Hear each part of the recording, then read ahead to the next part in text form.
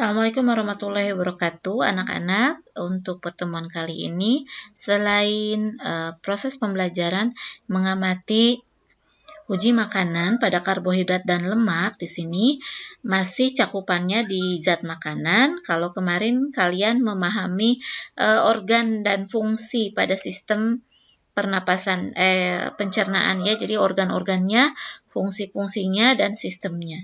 Sekarang sedikit mundur ke zat makanannya. Di sini ada yang dinamakan kebutuhan energi dan jumlah makanannya. Jadi di sini jenis kelamin yang mempengaruhinya, umur, pekerjaan, berat badan, dan suhu lingkungan sangat berpengaruh terhadap jumlah makanan yang dibutuhkan seseorang.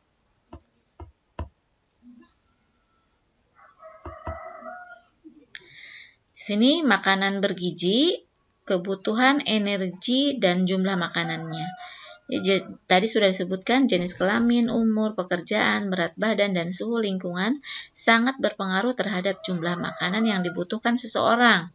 Berikut contoh variasi kebutuhan makanan seorang.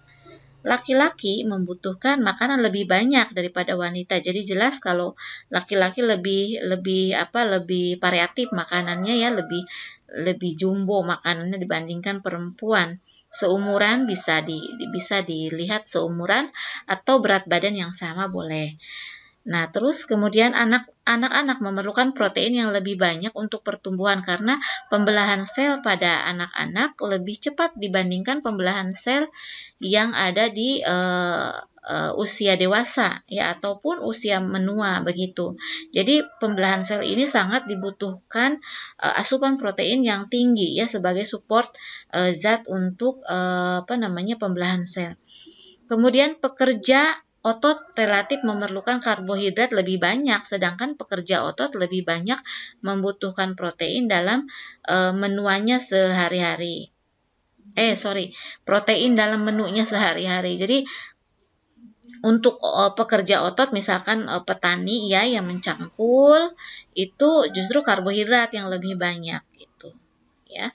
Tetapi untuk otak tetap dia membutuhkan protein, jadi asupan protein. Ya, jadi harus bisa menyeimbangkan itu di mana pekerjaan lebih banyak menggunakan otot, perbanyaklah karbohidrat. Tetapi jangan lupa otak setiap hari dipakai ya untuk berpikir dan lain-lain.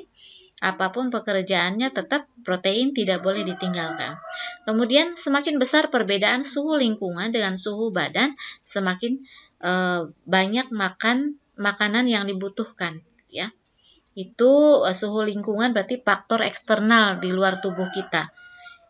Itu yang mempengaruhi energi dengan jumlah makanan yang dibutuhkan.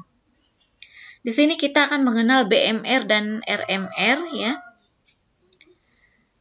Untuk BMR ini energi orang dewasa dikatakan cukup jika dapat memenuhi beberapa kebutuhan, antara lain pertumbuhan, melaksanakan kerja, makan, dan metabolisme basal. Apa sih yang dimaksud dengan metabolisme basal? Metabolisme basal adalah energi yang digunakan untuk memelihara kegiatan tubuh minimal dalam keadaan istirahat sempurna, ya. Itu metabolisme basal. Tingkat metabolisme basal atau BMR atau basal metabolic rate dihitung dalam keadaan istirahat total dan dalam ruangan bersuhu normal ya. Jadi tidak suhu yang ekstrim ya, terlalu dingin atau terlalu panas. Yang normal saja dan memang tubuh kita dalam keadaan istirahat. Metabolisme basal seseorang bergantung pada umur, jenis kelamin, dan luas permukaan tubuh ya. Jadi bukan besar ya, jadi gemuk atau tidak. Kalau gemuk kan cenderung lebar, kalau kurus kan cenderung kecil badannya ya, yang dihitung berdasarkan berat badan. Ini contohnya ya, kalau BMR seorang laki-laki. Bisa dilihat di bawahnya, seorang laki-laki berumur 54 tahun dengan berat badan 65 kg adalah 0,9 kalori. Ya, di ini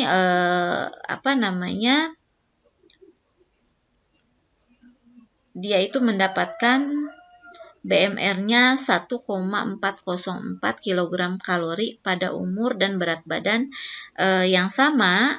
Ini untuk perempuan. Pada umur dan berat badan yang sama, di perempuan itu 0,8 dikali 65 dikali 24 dikali 1 sama dengan 1,248 kalori. Ya, jadi untuk laki-laki Ibu perjelas itu rumusnya salah ya, mohon maaf. Jadi dengan umur yang sama, dengan berat badan yang sama, di laki-laki tinggal 0,9 aja. 0,9 dikali 65 dikali 24. Nah gitu. 24-nya dari apa? 24 jam ya. Jadi silakan ditulis di tulisan buku tulis masing-masing. Untuk yang laki-laki tolong di ralat ininya catatannya 0,9 dikali 65 dikali 24 dikali 1. Dapatlah hasilnya 1,404 kg kalori.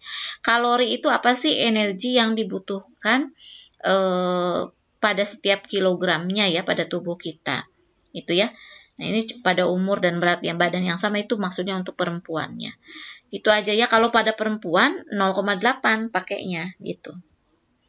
Nah, ini rumus menghitung berat laki-laki. Nah, ini untuk menghitung BMR. Nah, ini diperjelas ya. Untuk laki-laki itu 1 dikali kilogram berat badan dikali 24 jam. Di atas umur 50 tahun, 51 bla bla bla sampai ke atas itu 0,9. Karena kenapa? Karena menua, yaitu aktivitasnya semakin sedikit. Dikali berat badan dikali 24 jam. Untuk perempuan itu justru yang normalnya itu 0,9 dikali kilogram berat badan dikali 24 jam. Tetapi kalau di atas 50 tahun justru mengurang, 0,8 dikali kilogram berat badan dan dikali 24 jam. Nah, untuk RMR ya. Untuk RMR sendiri sini tidak terlalu banyak perhitungannya. Di sini Ibu tidak terlalu banyak mendeskripsikan untuk RMR.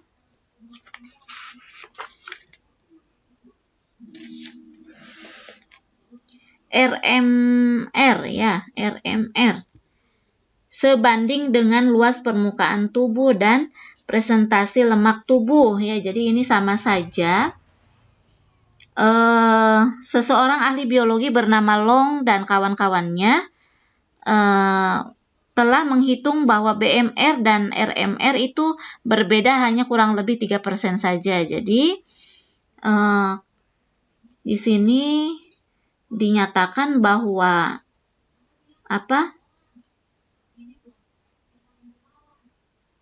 BMR itu merumuskan BMR ya. Jadi di sini ada nilainya dianggap sama ya.